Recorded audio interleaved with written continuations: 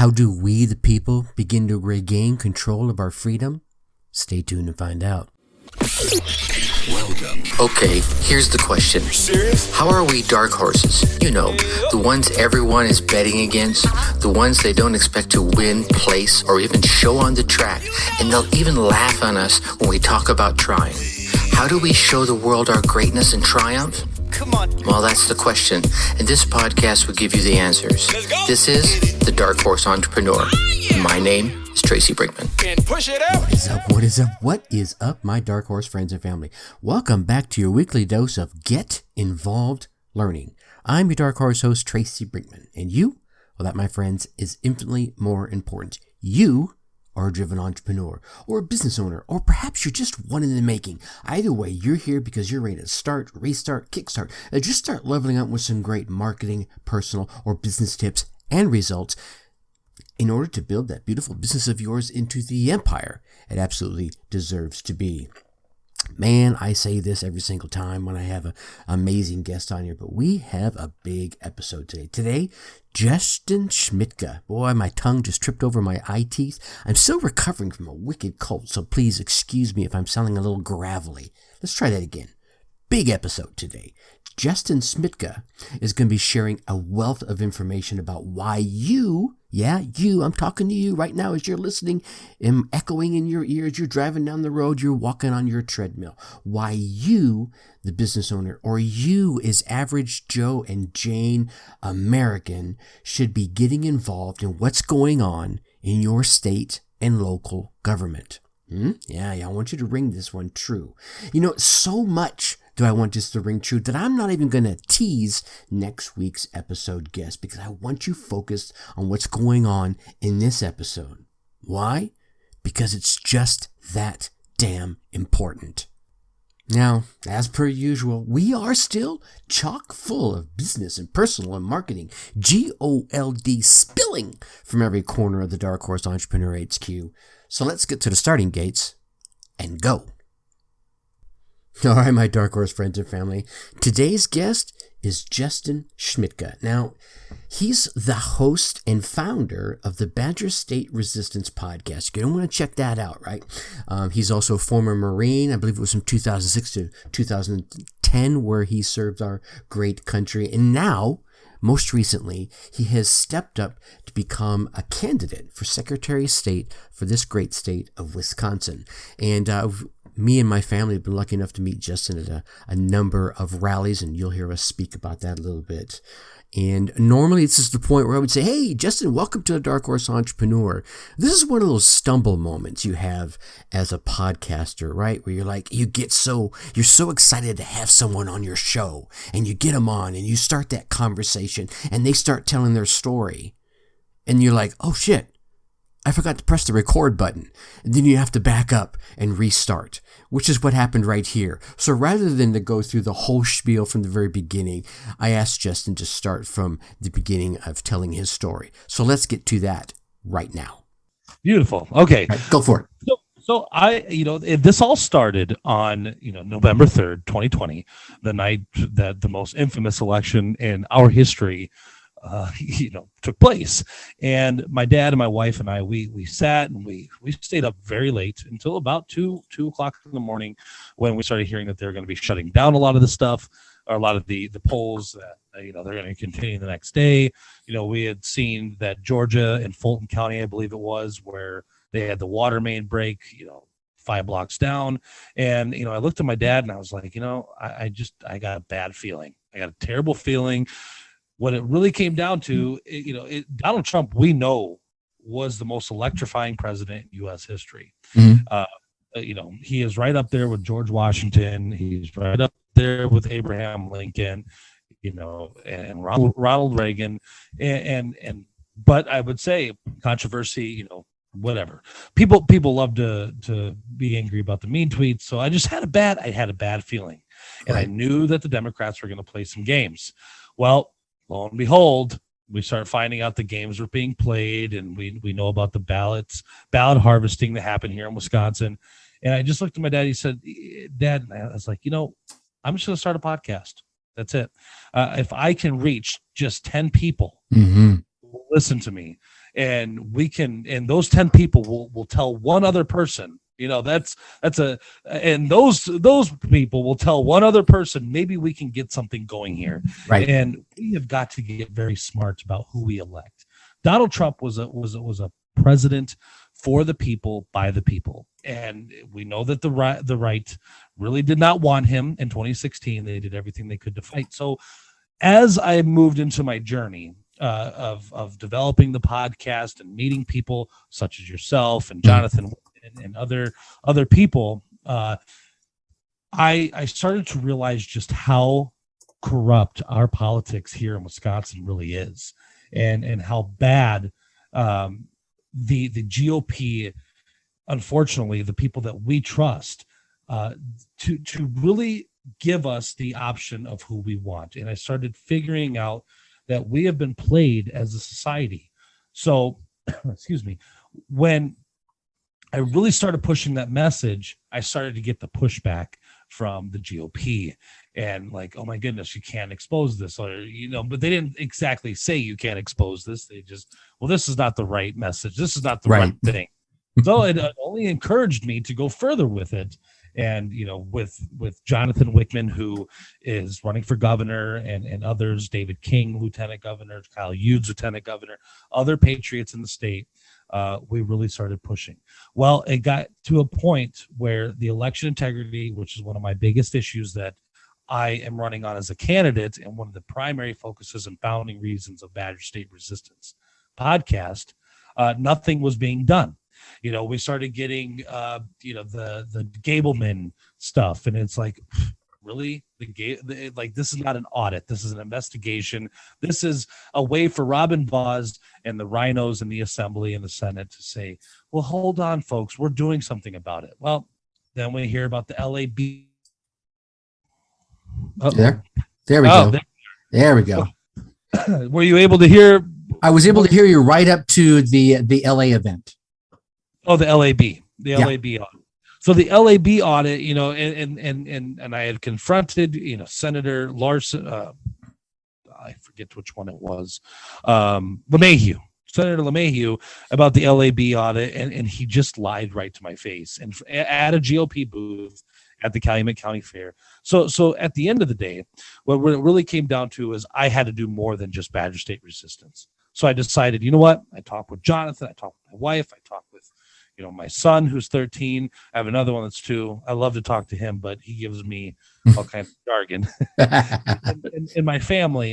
And I said, you know what? This is not enough. We have got to get to a point where the elected officials are the ones that are held accountable. So my whole message is we need to remove government bureaucratic offices out of Wisconsin, which pretty much both the Republican Party and the Democratic Party together have created just an enormous amount of government bureaucrat offices, including the Wisconsin Election Commission, the LAB, the LRB, and the list goes on, and took away everything from the Secretary of State. So essentially, they're a stamper. They're a professional stamper. Right.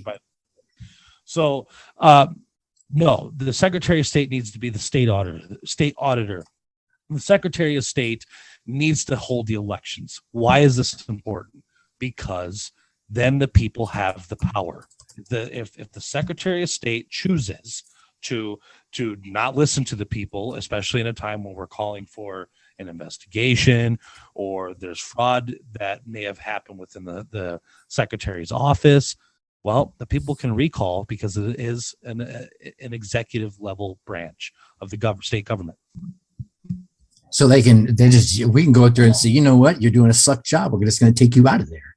Exactly. Either you don't reelect the individual that's there, you recall them, or if it's illegal enough and the state assembly and Senate feel that there's enough evidence, they can impeach. So there's 3 ways to have control. And again, the assembly, the state assembly, these individuals represent a district within the state, and they should be listening to the people, the overwhelming majority within. They should be hosting town halls on a monthly basis and talking to the constituents. Same with the state senators, who have usually 3 assembly districts underneath them, is what I've kind of seen as the pattern here in Wisconsin. And this is why we need government to start working for the people. This has been the whole message of my campaign, and why I work well with people like Jonathan Wickman and Kyle Hughes and David King and Yeah. others. And we've had Jonathan Wickman on this show, as a matter of fact, and I'm a big, obviously you already know this, I'm a big fan of Jonathan and been supporting him from day one, which is this is actually how I met you, was one of his events. I was like, oh my God, here we go. But I think why is it, do you think, I don't want to say put corruption aside here for a second, but why is it, do you think they've been able to get their hooks in so deep? Is it because we as a society have just been, okay, you guys take care of that, we elected you, now I don't have to worry about it? Well, I think human nature is most people believe that people have good intentions. Mm-hmm. There's always we call them the 1%, in the military or on the fire department. When I was paid on call firefighter, there's always 1%, and but overwhelmingly people you want to believe are good. And unfortunately, the 1%, because we as a society just didn't focus and actually really pay attention to what was going on until Donald Trump. Mm-hmm. We became complacent, and that 1% was able to dig their claws in and figure out how to take their control or their elected position and actually turn it into actual control. That is why we are seeing mass mandates and why we're seeing vaccine mandates and all these other mandates throughout the country. This is exactly it's we have to admit that we got complacent. So a lot of this is our fault. Yeah. Oh, I totally agree with you with that. That's what I was sharing with you when we first started this, was one of the messages I've been trying to push out to folks, the entrepreneurs that are out there. And here's the thing for me, when it comes to entrepreneurship, the small business owner, right? What are we, 40 some % of the gross national profit? We're the big chunk. And I think for me, and I don't want to be a conspiracy theorist here, one of the things they tried to chip away at last year by shutting all the small businesses down was just that fact. If we start taking away all the power that the small business owners have, but they're not using yet, then they actually gain that power as well. Does that make sense? Yeah, absolutely. We are absolutely seeing corporate tyranny, especially and they used a virus to do this. Mm-hmm. Eric Toney, who's running for attorney general, talks about this all the time, that he has a very close friend. And I know people, and I'm sure you know people, that had to shut their businesses down because of COVID. But why was Walmart allowed to be open? Right. Because they had groceries, because they had diapers. Well, so do a lot of small, mom and pop pharmacies or whatever the business may be. Why did the government get to dictate who was essential and who wasn't essential? Yeah. At the end of the day, everybody's essential because everybody's got to pay their bills. 100%. And I saw, my wife gave me this really cool letter. There's I don't want to call them an association, but they're a group of 400 plus businesses here in Wisconsin that have stood up and said, that's it, we're done. We're tired of this. We're keeping our business owners. We're not forcing our employees to take shots and wear masks and all this other nonsense. I think that if more folks out there said, you know what, I'm doing that too, then we the people could start regaining the power and shake our fingers at the politicians and say, you know what, I'm not voting you in next year because you didn't stand up against this or stand up for me and your constituents when all this noise went down. I want to point out that Robin Vos and many of the Republicans in the state, assembly and Senate, they were silent for 240 days plus when this was all going down.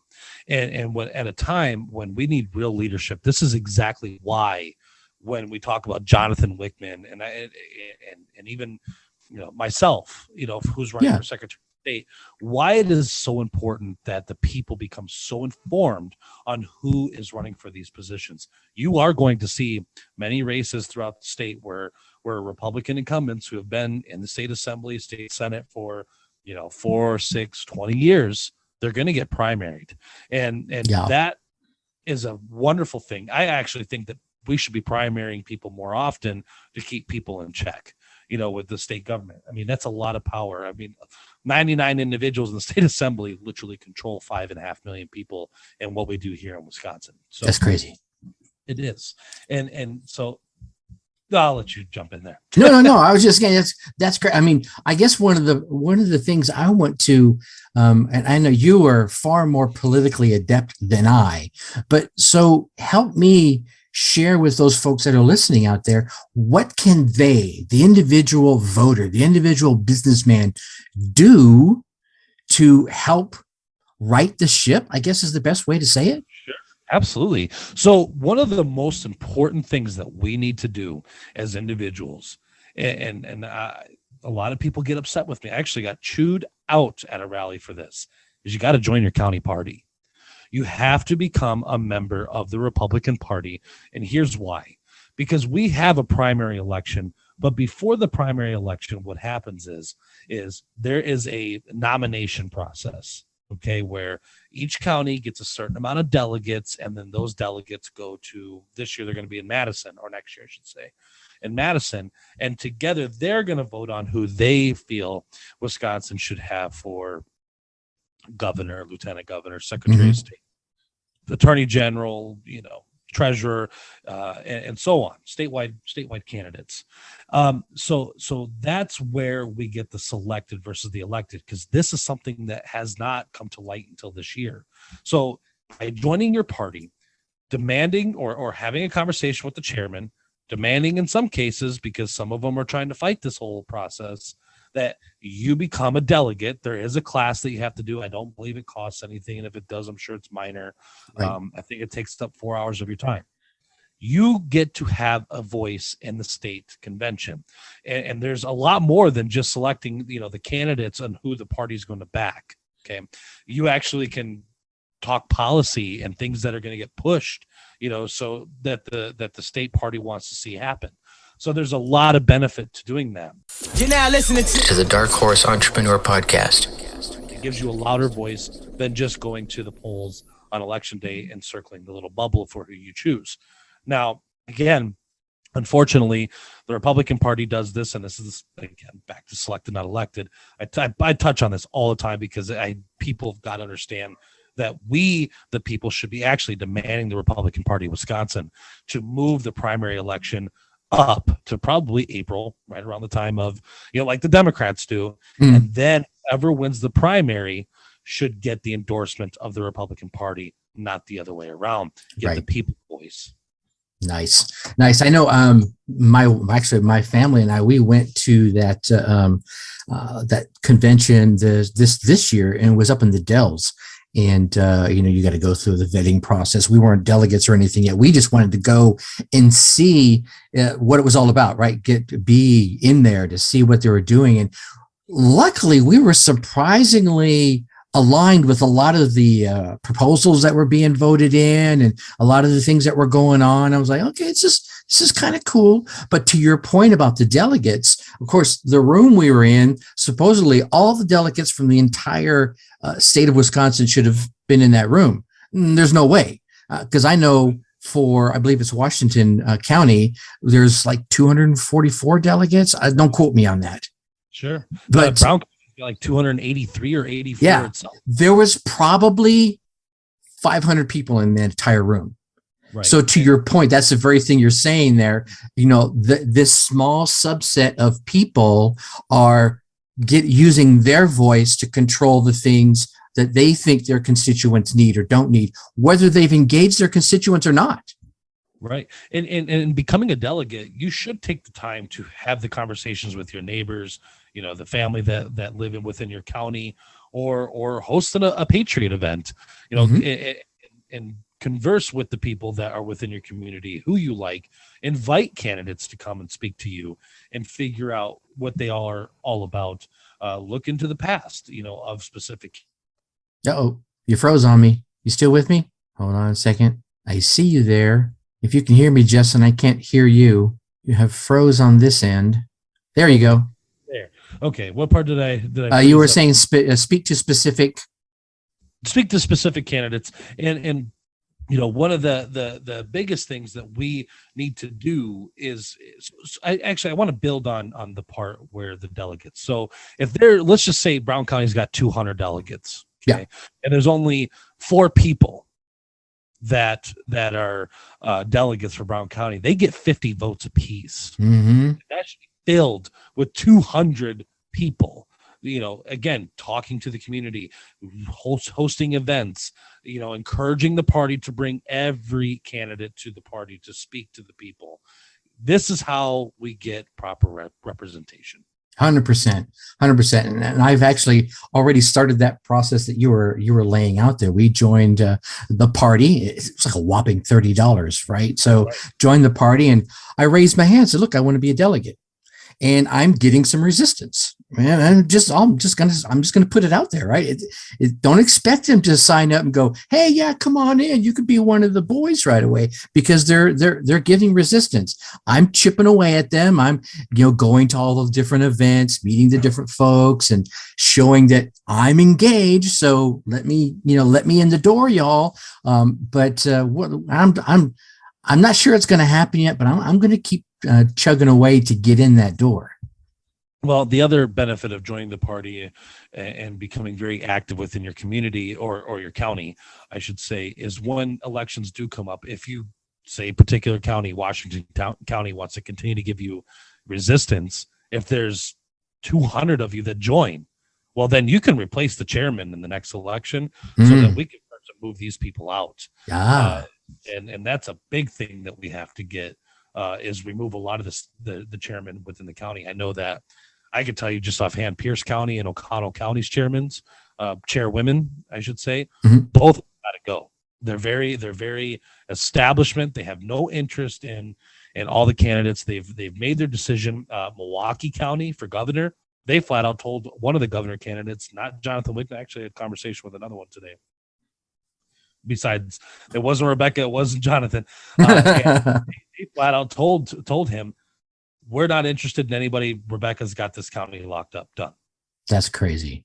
It's funny. And that's one of the things I've always tried to do is, as I was considering somebody for whatever election was going on, is, try to read a little bit about them. And this year I've actually gotten more involved because of all the zaniness we've all gone through, and actually go and meet folks and chat with them and pick their brains and try and have a tough question. And I've been enjoying going to the events, and it's helped me set my mind going, okay, I'm very comfortable with this person. I'm not so sure about that one. Let me ask some more questions. I even got to the point where I was going to be open enough, and the current party favorite, Rebecca, we've named the name, right? She was speaking here locally. So I thought, all right, let's go check her out. Open-minded.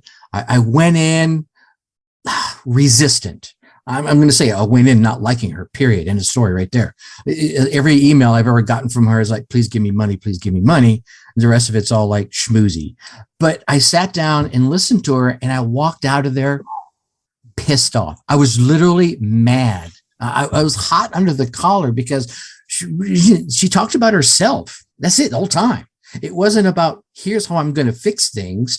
She blew a little bit of smoke and mirrors around, but there were no steps. When I've listened to you, it's like, here's what I want to do. This, that, A, B, C, right? I want to pull back this. I'm going to get rid of this committee over here, bring the power back to the Secretary of State's desk.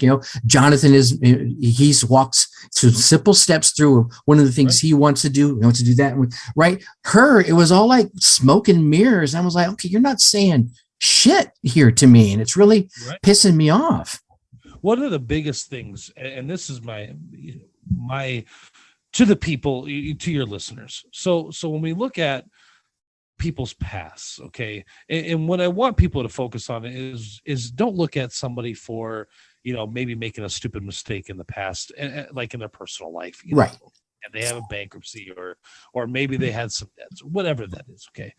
But when we look at these people, especially people that are career politicians, and Rebecca Clayfish spent 2 terms as a lieutenant governor and lost, didn't challenge the election, which there is pretty clear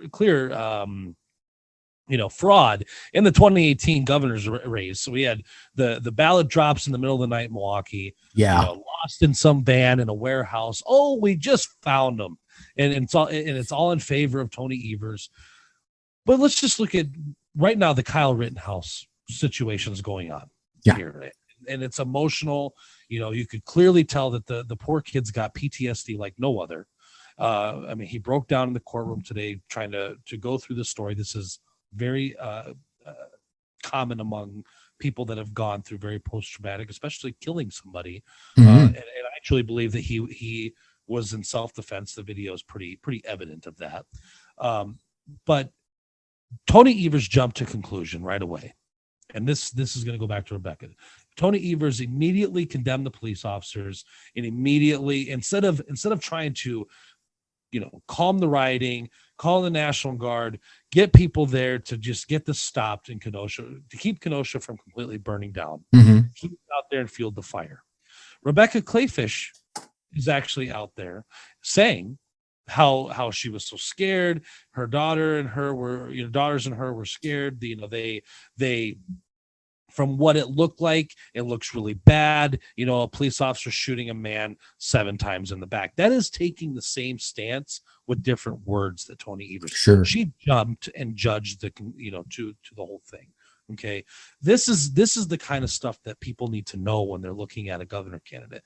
That right there tells me that if we ever end up, God forbid, we ever end up with another, riot, especially, anything like what happened in Kenosha, anywhere in Wisconsin, she is not ready to be the leader that we would need here in Wisconsin to stop this. So to your point of, she's very disingenuous, and many others throughout the state. I mean, I'm telling you, there are multiple lieutenant governor candidates, secretary of state candidates, other candidates. It's the career politician mentality, and it does anger you, especially knowing what we know now about everything.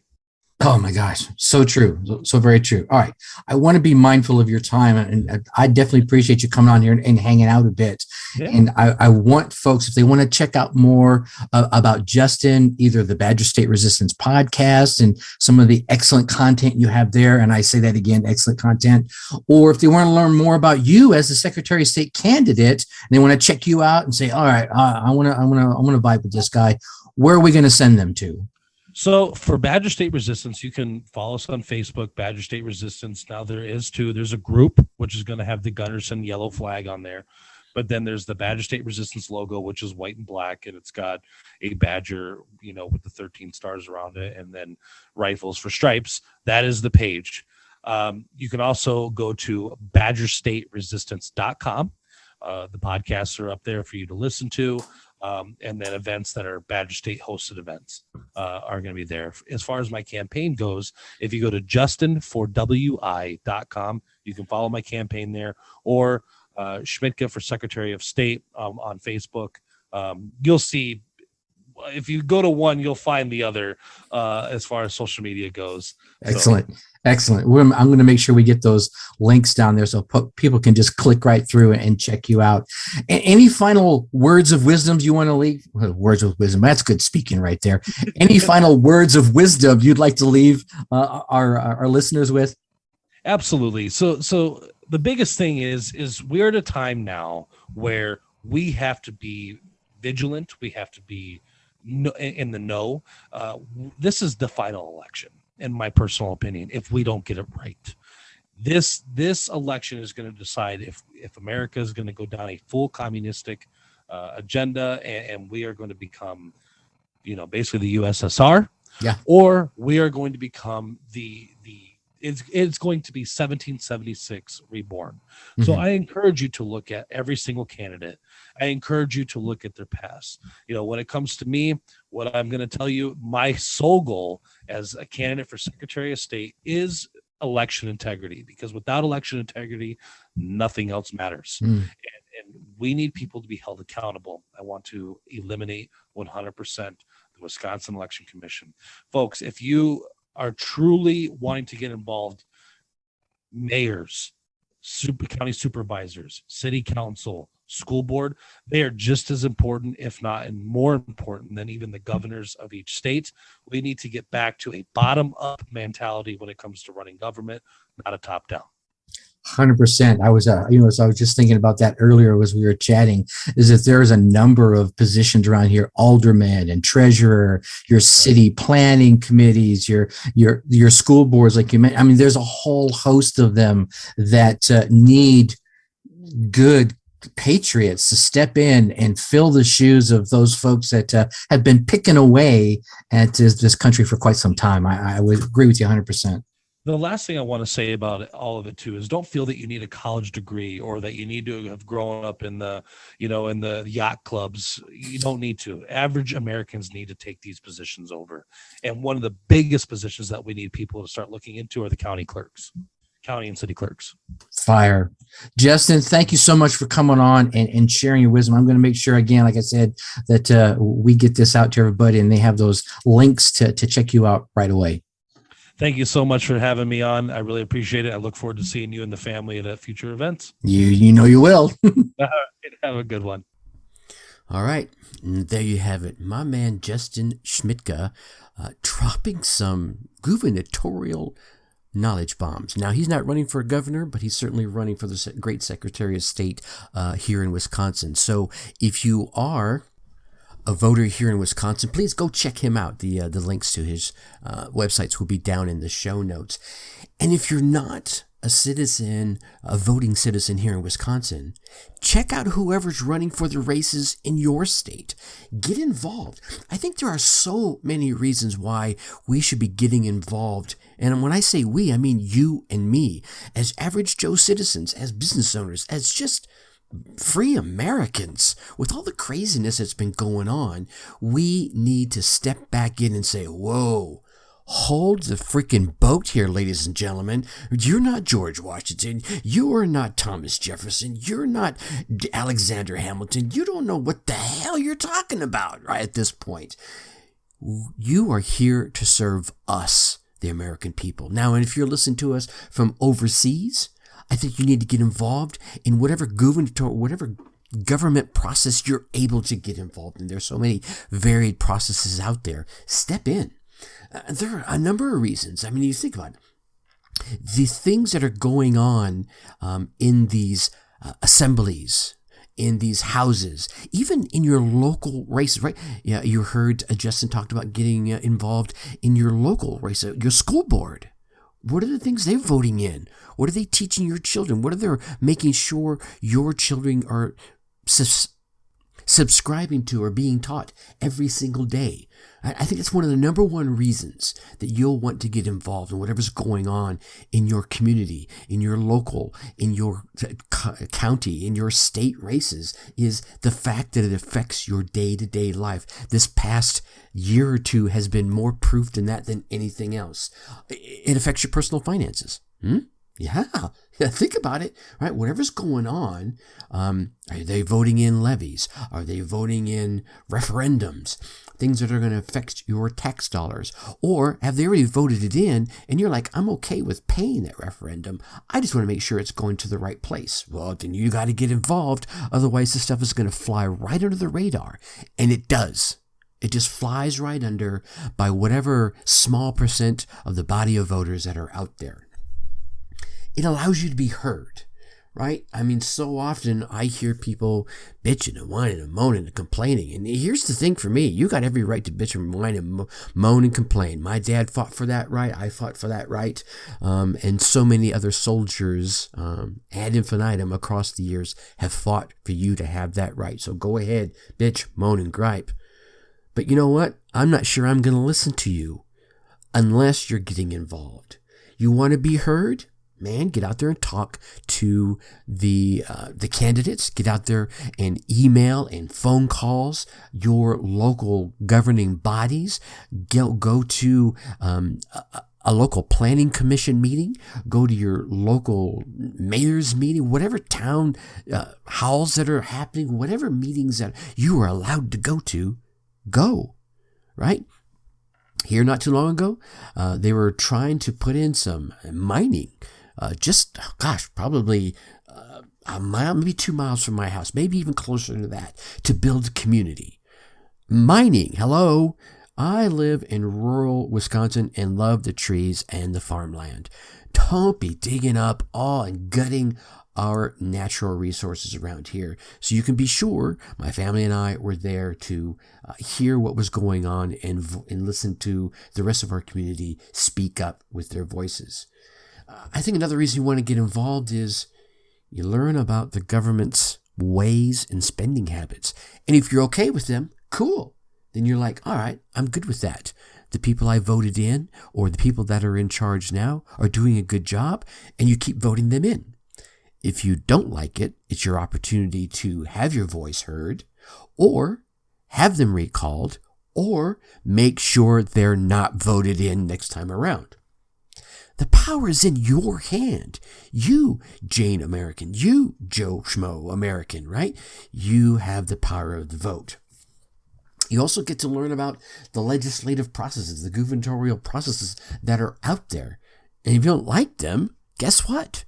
There are ways, there are processes and systems in place to say, you know what? We don't like that. Let's get that put up for debate. Let's get that turned into an action, right? Let's bring the power back where the power belongs, with the people. The first three words, we the people, is how it starts, right? Well, that's where it ends too. Here's what's happened. It's my personal opinion, and if you disagree, I welcome your input. Tracy at darkhorseschooling.com, or go down to the bottom of this podcast and drop your thoughts into the comments below, right? Agree, disagree, I don't care. Let's bring them all out. Here's the thing. I think we, as Americans, have just sat back and said, okay, well, I voted in my favorite person, whatever letter next to their name is that you align with, the D, the R, the I, or whatever other letter it might be. You're like, okay, that's the person for me. Click. Maybe you did research. Maybe you didn't do research. And then you thought, okay, my job's done. No, it's not. You are the ones that have to hold them accountable. What do you mean I have to hold them accountable, Tracy? Yeah, you. If they're not doing what you voted them into office to do, then you get them out. You have them recalled. You have them impeached. Whatever it is, whatever tools that are at your disposal to alter their behavior, you need to do that. And because we've become so complacent, we haven't been doing that. And look what's happened. Things have just gone hog wild and gone completely insane. And I'm not just talking about over the past couple of years. I mean, past couple of decades. People have reigned crazy. But as you get involved, you'll start seeing not how this democracy works. Let's be completely clear here. How this republic works, or at least how it should work, right? And you'll find that when you place your voice in, and your partner's voice in, and your friend's voice in, and even your opponent's voice into the ring, the more diverse perspectives that you have in our system that we have in this Republic of the United States, the more balanced the system will be. And that's what we want. We don't want this thing swinging way over on the extreme right. We don't want it swinging way over on the extreme left. No. We don't want either one of those. We want something right there in the middle where everyone's getting some of what they need, a little of what they want, right? And that creates that balance. It's not it's not, you got to be old Mike like Tracy and that's all there is to it. No, it's not what I'm saying. I'm saying I understand that there are things that maybe I believe that you don't. And maybe you believe that I don't. Okay, well, that's fine. You're here. We can believe it together. We can find a way to work together where we both get what we want to be happy in our lives. I think another great reason to get involved is the networking, right? I have watched my daughter just do this amazing networking process. She has multiple gubernatorial names in her phone. She got to meet a retired Supreme Court justice from here in Wisconsin just the other day at a meeting that we were at. And he just happened to be on the board of the school she was going to. So she's just started talking to him. And ladies and gentlemen, she's 18 and she's already building this well, we used to call it a Rolodex, right? This network of people that when the time comes and she has a question or has an opportunity and wants to pose it to them or has a need and can reach out to them and say, hey, can you help me with this? She's already building that network now. And it's just by going and getting involved in something she already believes in. Huge benefit. There's so many benefits in getting involved. The community ownership. You start feeling more and more a part of the community that you live in. And here's what happens. When you start feeling more and more a part of it, you start taking a larger ownership in it, right? You start sounding your voice off more, maybe even sounding off the voice of your neighbor who's not quite as boisterous as you are. Right?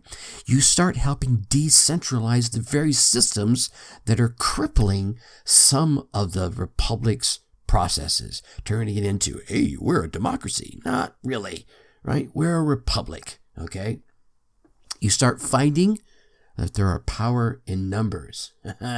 Yeah, and there are. And there are far more numbers out there that have been the silent majority for way too long. Maybe it's you.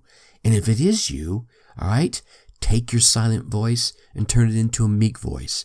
Take your meek voice and turn it into a regular voice. Take your regular voice and start shouting from the rooftops. Stop shouting from the rooftops and start standing on the mountain and lead those that you love and care for along with you.